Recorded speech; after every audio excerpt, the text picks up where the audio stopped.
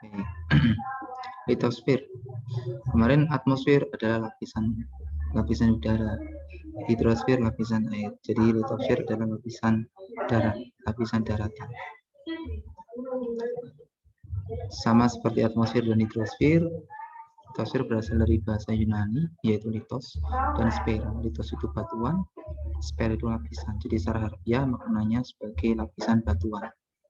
Litosfer adalah semua bagian bumi yang padat, mulai dari pusat sampai ke permukaan. Jadi bumi kita kan bentuknya bulat pepat di atasnya, pepat di kutub utara dan selatan.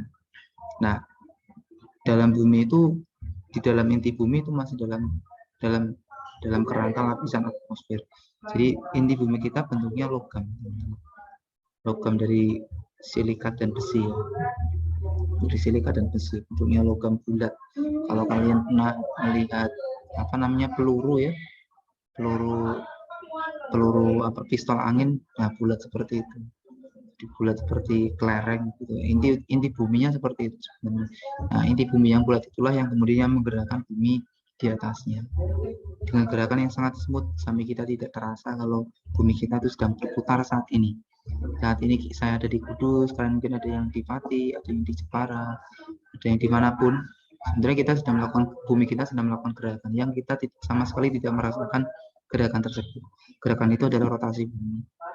Bumi kita juga sedang melakukan gerakan mengelilingi pusat tata surya kita. Namanya revolusi ya. Jadi ada rotasi, ada revolusi. Nah, gerakan-gerakan itu yang melakukan siapa? Yang melakukan adalah lapisan litosfer. Jadi inti bumi lah yang menyebabkan gerakan-gerakan ini terjadi pada bumi. Litosfer terbentuk dari beberapa mineral yang disebut silikat, CO2, yang merupakan gabungan antara oksigen dan silikon. Kulit bumi terbagi atas lempeng benua atau kontinental keras dan lempeng samudra atau oseanik keras. Nah, dua lempeng inilah yang kemudian sering menyebabkan gempa tektonik, bukan gempa vulkanik ya, gempa tektonik. Gempa tektonik kan gempa akibat adanya gesekan lapisan lempeng bumi, baik lempeng samudra ataupun lempeng benua. Kalau gempa vulkanik kan gempa akibat letusan gunung berapi. Dampak dari letusan gunung berapi menyebabkan gempa, namanya gempa vulkanik. Nah, contoh gempa tektonik yang paling parah terjadi, yang menyebabkan dampak paling parah di Indonesia yaitu gempa Aceh yang menyebabkan tsunami sampai 9, gempanya sampai 9 skala Richter ya magnitudenya, kemudian menyebabkan tsunami dengan ketinggian puluhan meter dan meluluhkan Provinsi Aceh pada saat itu dan membunuh banyak ratusan ribu orang di seluruh dunia karena dampak tsunami-nya sampai ke Afrika bahkan. Nah, itu akibat gerakan dari dua lempeng itu, lempeng benua dan lempeng samudra. Dan kebetulan sekali Indonesia itu diberkahi dengan ada di kedua lempeng tersebut, baik lempeng benua ataupun lempeng samudra. Semalam barusan saya melihat channel YouTube, salah satu channel YouTube yang menceritakan tentang sejarah manusia. Jadi di channel YouTube itu, channel YouTube-nya tapi memang berbasis kajian ilmiah ya. Jadi bukan channel YouTube-nya artis-artis yang menceritakan daily activity-nya, tapi ini channel YouTube yang memang berbasis kajian ilmiah.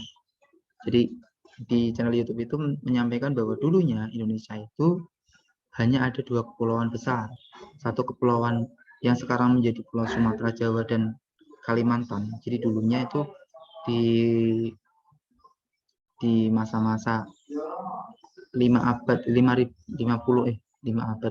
tahun sebelum Masehi lah ya, sampai hampir 100.000 tahun sebelum Masehi, itu pulau Indonesia itu hanya terbagi dua pulau besar. Pulau pertama adalah Sumatera, Jawa, dan Kalimantan yang menjadi satu pulau.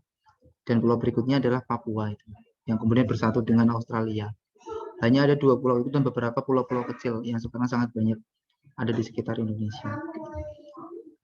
Dan mengapa kemudian sekarang terjadi pulau seperti kondisinya seperti saat ini, Sumatera sendiri, Jawa sendiri, Kalimantan sendiri? Ini karena proses luapan air. Jadi airnya mulai merendam. Lapisan daratnya direndam oleh air laut. Air lautnya mengalami pasang, kemudian menyebabkan terjadinya selat-selat di antara pulau-pulau besar di Indonesia. Ada selat Sunda yang membelah Pulau Sumatera dan Pulau Jawa. Kemudian ada Selat Karimata, yang membelah antara Pulau Jawa dan Pulau Kalimantan, dan selat-selat yang lainnya kemudian memisahkan antara pulau yang ada di Jawa. Nah, mengapa kemudian ada teori atau hipotesis yang mengatakan bahwa dulu kalau kalian mengikuti kajian mengenai Pulau Atlantis ya, Atlantis Oceans, di Pulau Atlantis itu kan katanya peradaban yang paling maju di zamannya, itu katanya ada di Indonesia. Mengapa ada di Indonesia? Karena ada bukti-bukti yang menyampaikan bahwa Pulau Atlantis ciri khasnya itu sama seperti Indonesia zaman sekarang. Jadi ada di garis gunung berapi, kemudian terletak di berbagai macam potongan lempeng samudra dan lempeng benua. Kemudian di sana banyak persawahan dan segala macam, itu gambaran peradaban Atlantis di masa lalu. Katanya seperti itu. Mengapa kemudian dinisbatkan peradaban itu di Indonesia? Tapi memang itu buktinya belum terbukti sampai sekarang. Nah,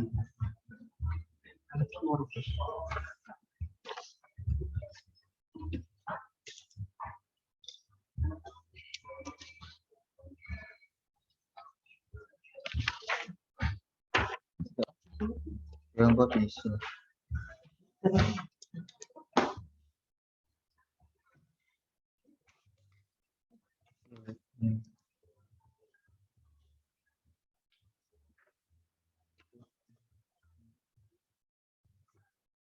Ini aku ajarin, ngajar orang ngajar. Nah, jadi ada dua lempeng itu ya, lempeng benua dan lempeng samudra. Nah, gambarannya seperti ini teman-teman. Nanti ada gambarannya. Nah, lapisan litosfer itu mencakup 29% dari permukaan bumi. Jadi kemarin kan saya sampaikan bahwa lapisan litosfer itu 71%.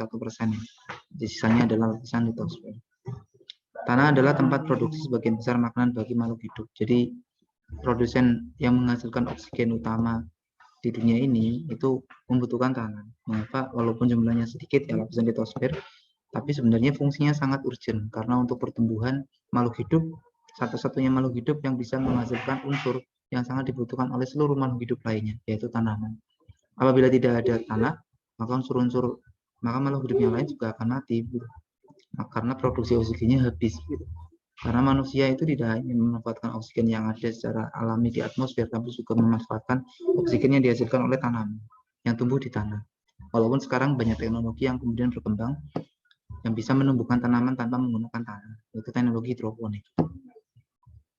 Menurut PPRI nomor 150 tahun 2000 tentang pengendalian kerusakan tanah untuk produksi biomasa, didefinisikan bahwa tanah adalah salah satu komponen lahan berupa lapisan teratas kerak bumi yang terdiri dari bahan mineral dan bahan organik serta mempunyai sifat fisik, kimia, biologi, dan mempunyai kemampuan menunjang kehidupan manusia dan makhluk hidup lain. Jadi sama pada prinsipnya bahwa tanah merupakan lapisan terluar dari litosfer, karena ada beberapa lapisan paling atas kerak bumi, lapisan mantel, sampai lapisan inti bumi. Kita saat ini ada di lapisan kerak bumi.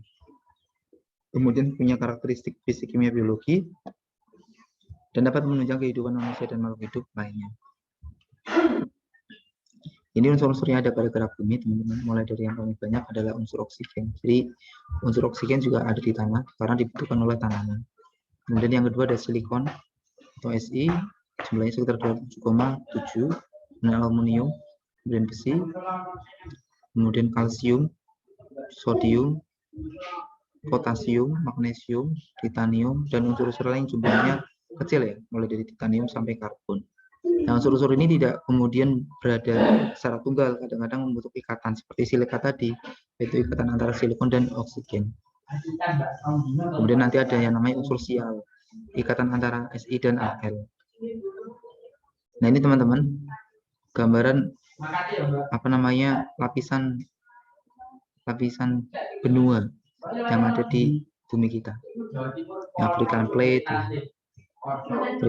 Eurasian plate, North plate, North American plate, South American plate. Kemudian Indonesia kita lihat, ada ini termasuk bagian Indonesia ini, Philippine plate ini nanti termasuk ada di Indonesia di wilayah Sulawesi.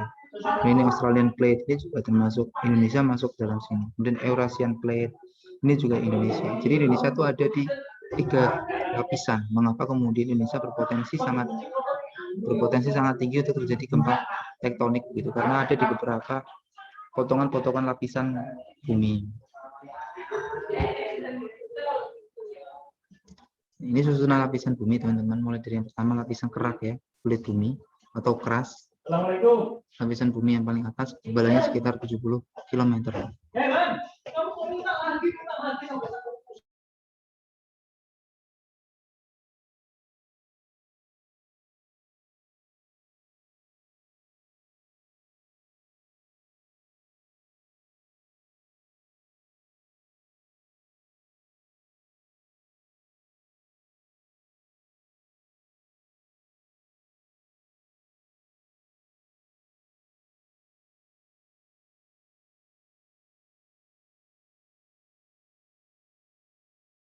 Nah, yang pertama lapisan litosfer, yang kedua astenosfer, yang ketiga barisfer. Nah, lapisan litosfer itu yang saat ini kita tinggali, namanya lapisan keras.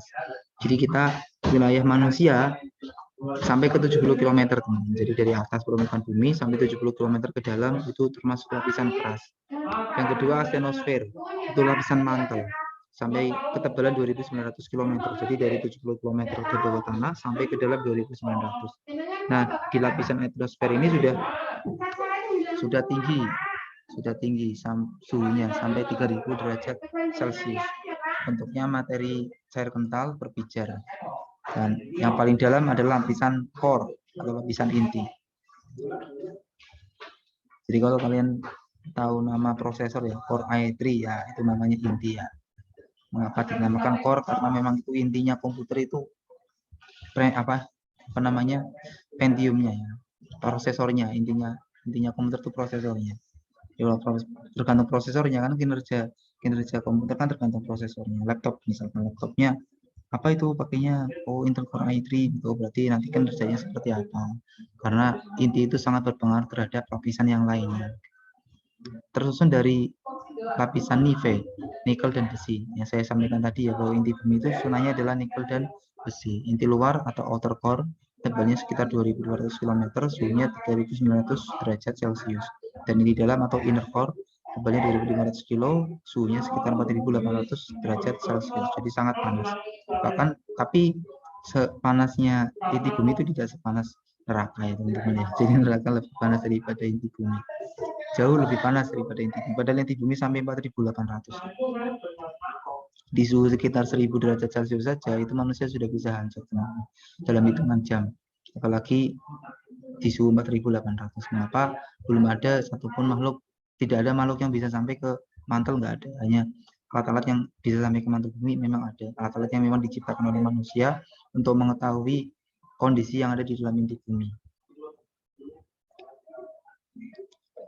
Lapisan sial, silikat dan aluminium itu memiliki berat jenis lebih ringan daripada lapisan silikat dan magnesium. Karena lapisan ini tersusun dari silium dan aluminium, senyawanya dalam bentuk SiO2 dan Al2O3. Ya, seperti prinsipnya ya, aluminium itu jauh lebih berat secara massa jenisnya, jauh lebih berat daripada magnesium. Lapisan sima tersusun dari silium dan magnesium, senyawanya dalam bentuk SiO2 dan magnesium oksigen MgO. Pusat bumi atau core terusan atas nikel dan besi dengan diameter bumi sekitar 6.900 km. Suhunya 3.000 sampai 4.000 derajat Celcius, tekanannya 3,5 juta atmosfer. Wah, itu tekanannya luar biasa. Manusia masuk itu langsung hancur. Tanpa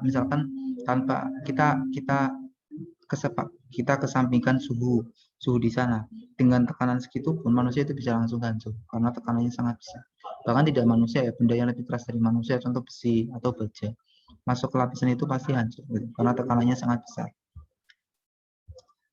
Kemudian sama seperti kalau kalian masuk ke, prinsipnya kan sama, kalau kalian masuk ke menyelam semakin dalam ke dalam laut atau ke dalam air, juga kan tekanannya semakin besar di sana. Maka tidak disarankan ya, manusia yang butuh latihan ya, butuh banyak latihan kalau agar bisa menyelam di kedalaman lebih dari 30 meter. Kalau orang normal itu kalau sudah sampai 30, itu batas maksimalnya 30 meter kalau orang normal. Kalau tanpa latihan, kalau menyelam di bawah 30 meter ya, antara 30 meter lebih itu, lebih dari 30 meter itu biasanya akan mengalami gangguan kesehatan secara langsung. Lapisan luar core tebalnya 2.850 km, kaya besi dan magnesium silika. Lapisan teratas adalah tanah sangat tipis, 29% dari permukaan bumi atau 14.800 hektar. Jadi ini juta ya, nggak 14.800 hektar saja, tapi juta. Jadi apa namanya, saat ini kan banyak peneliti yang sedang melakukan kajian mengenai upaya menemukan planet lain yang bisa digunakan sebagai tempat hidup makhluk hidup, karena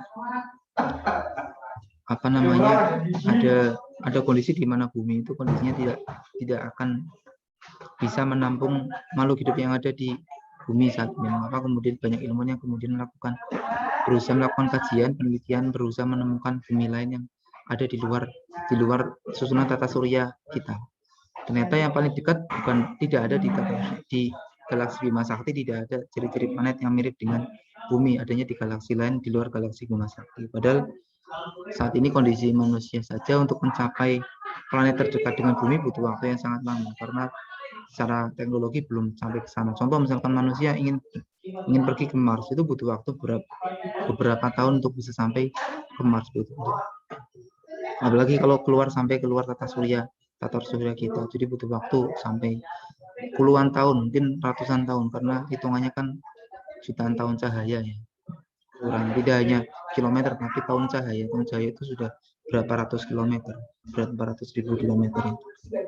Kemudian berdasarkan letak lintangnya, ada pembagian daratan menjadi 4. Daratan tropis itu letaknya 0 sampai 3,5 derajat lintang. Nah, Indonesia letaknya di lintang berapa? Kalau kalian ingat, Indonesia terletak di lintang berapa?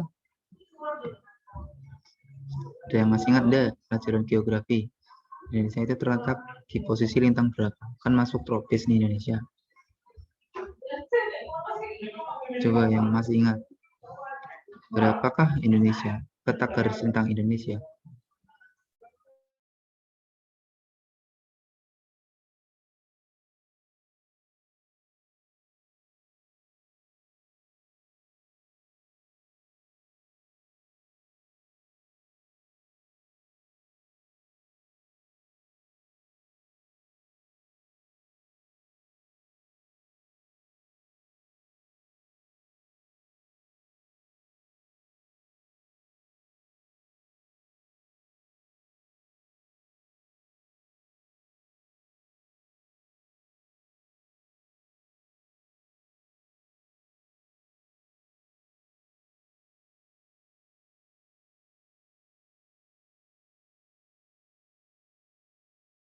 Nggak ada yang tahu berapa letak lintang negara Indonesia. Masa nggak ada yang tahu? Coba tulis di kolom chat deh kalau nggak mau ngomong. Indonesia terletak di garis lintang utara berapa, lintang selatan berapa.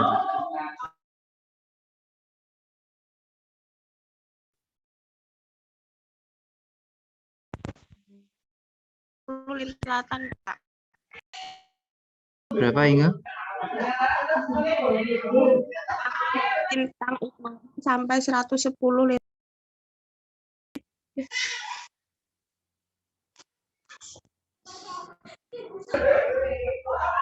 Coba ditulis Inga, nggak jelas soalnya sekarang.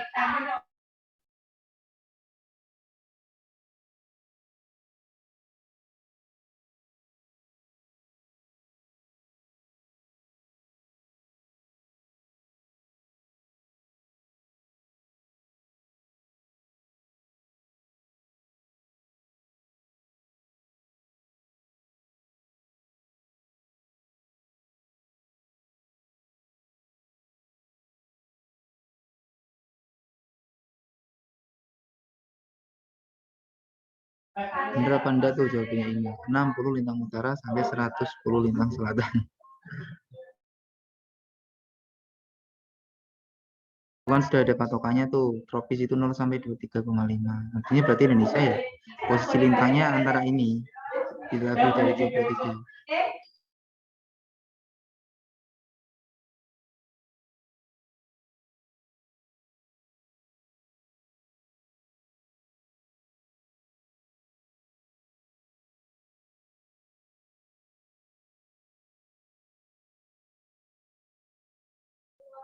Coba yang lain selain ingat. Berarti antara 0 sampai 23 itu harus lintangnya. Nggak mungkin lebih dari itu. Nah, ini Aisyah.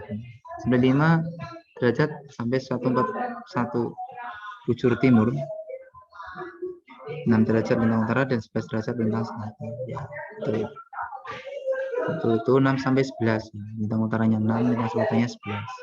Untuk daerah Indonesia. Kemudian daratan subtropis ini daerah Jepang, Korea. Ini lintangnya sekitar 23,5 sampai 40. Ini kan posisinya ada di atasnya negara Indonesia ya. Bagian selatannya negara Indonesia. Kemudian subdingin ini ya kayak Rusia, itu ya sekitar 40 sampai 66,5. Daratan dingin ya berarti kutub utara, kutub selatan itu lebih dari 66,5. Berdasarkan letak ketinggian ada daratan rendah, daratan sedang, dan daratan tinggi. Daratan rendah ya kita saat ini, sedang itu berarti ya sekitar kalau di Kudus ya mungkin sekitar Kecamatan Dawi. Dataran tinggi ya berarti sudah sampai ke Kajar ya. Ini tata guna lahan teman-teman, jadi penggunaan lahan litosfer, permukaan tanah di tahun 89 ini di Indonesia. 12% ya untuk bercocok tanam, 7% untuk rumput, 63 untuk hutan, lainnya 11. Ini tahun 89. Mungkin kondisi ini sudah sangat berubah saat ini karena saat ini kan pertumbuhan perekonomian semakin meningkat, jumlah penduduk semakin naik, mungkin jumlahnya juga akan berubah. Kita lihat saja di Indonesia contohnya. Sekarang di Sumatera itu sudah sangat banyak pohon-pohon, hutan-hutan yang kemudian berubah fungsinya menjadi kebun, berubah fungsinya menjadi perumahan. Di sekitar kita saja di sini banyak sawah yang kemudian sudah berubah fungsinya menjadi perumahan.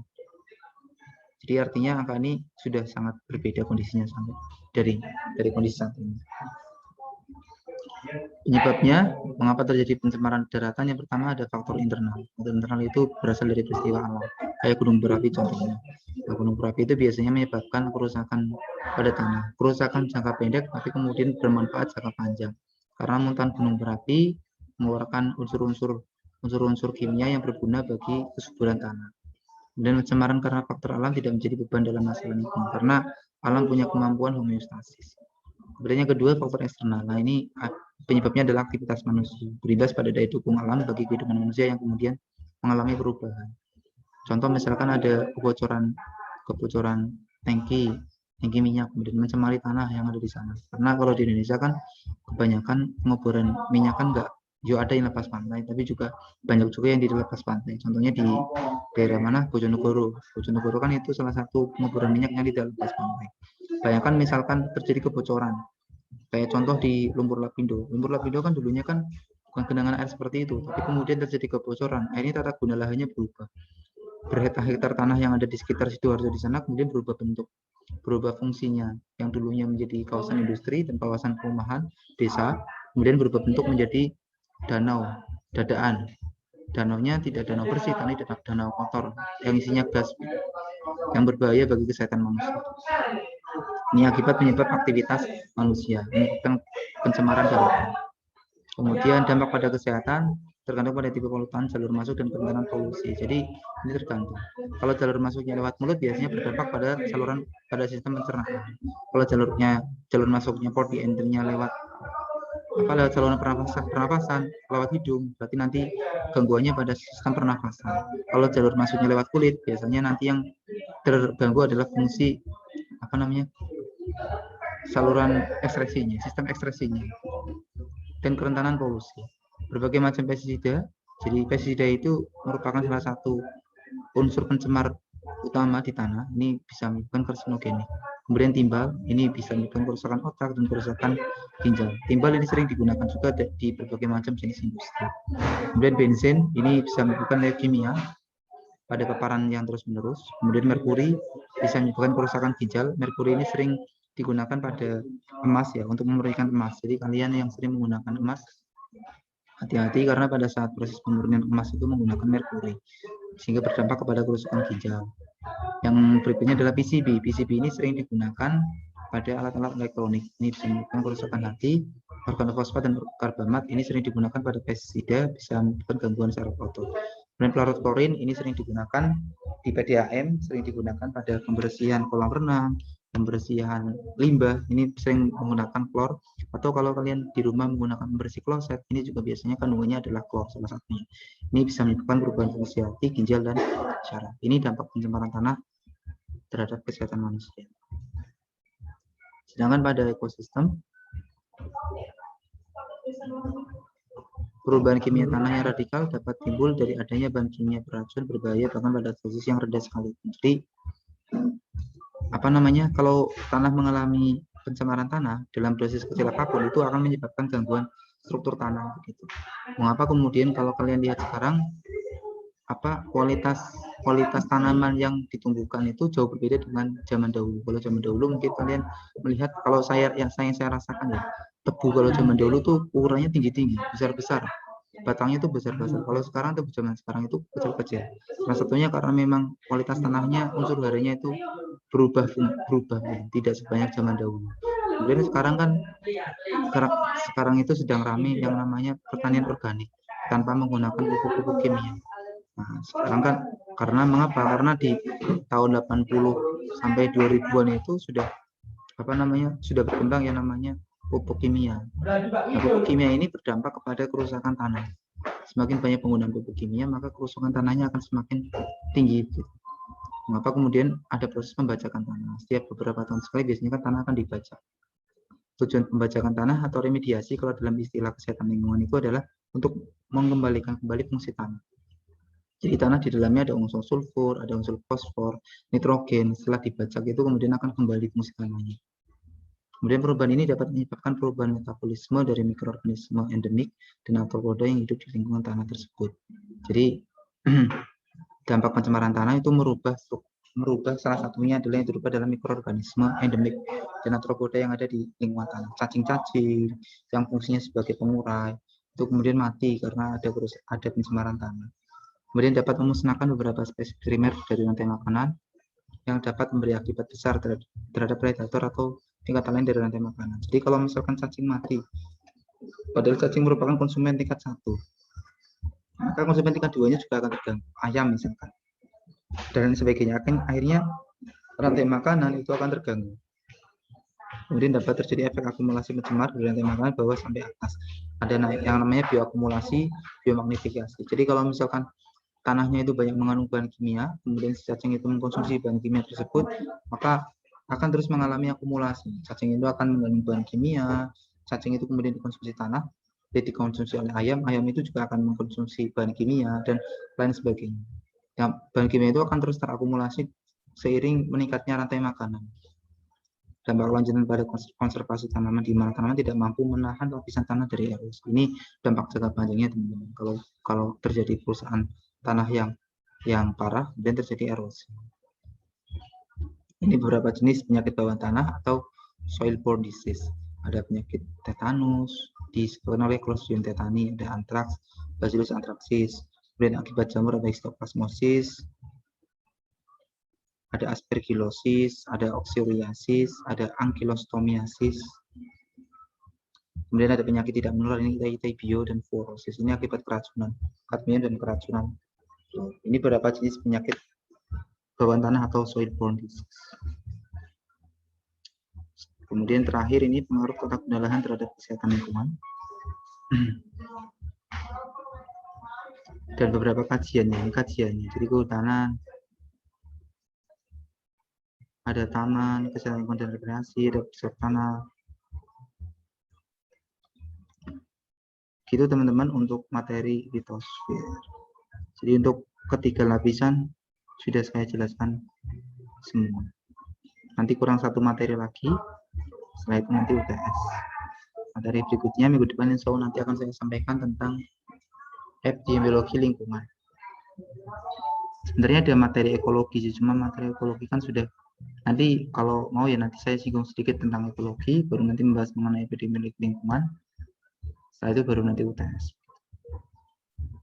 Jadi nanti UTS-nya materinya mulai dari atmosfer, hidrosfer, litosfer, sama epidemiologi lingkungan. 4 materi itu teman-teman. Sampai sini ada pertanyaan teman-teman? Belum ada, Pak.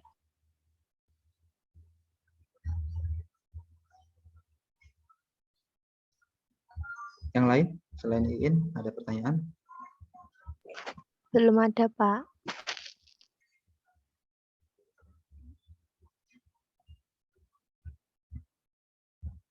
Baik, kalau belum saya cukupkan. Kalian silakan persiapkan materi untuk minggu depan. Materi temanya adalah epidemiologi lingkungan.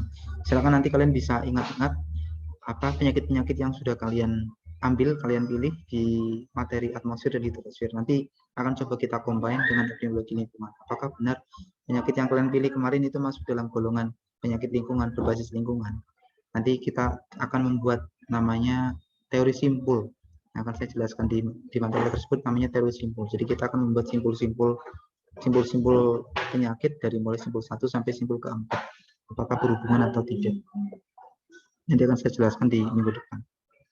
Baik, demikian teman-teman untuk perkuliahan dasar keseling hari ini. Mohon maaf kalau cuma sebentar karena saya sedang kurang sehat ini, tenggorokan saya agak sakit. Jadi memang suaranya agak berat dan tidak bisa berbicara cukup panjang. Jadi di perkuliahan pagi hari juga sama, saya juga tidak tahu karena memang agak sakit untuk berbicara tenggorokannya. Terima kasih atas perhatiannya, kurang lebihnya mohon maaf. Nanti materinya akan saya share ke grup. Wassalamualaikum warahmatullahi wabarakatuh. Waalaikumsalam warahmatullahi wabarakatuh. Terima kasih.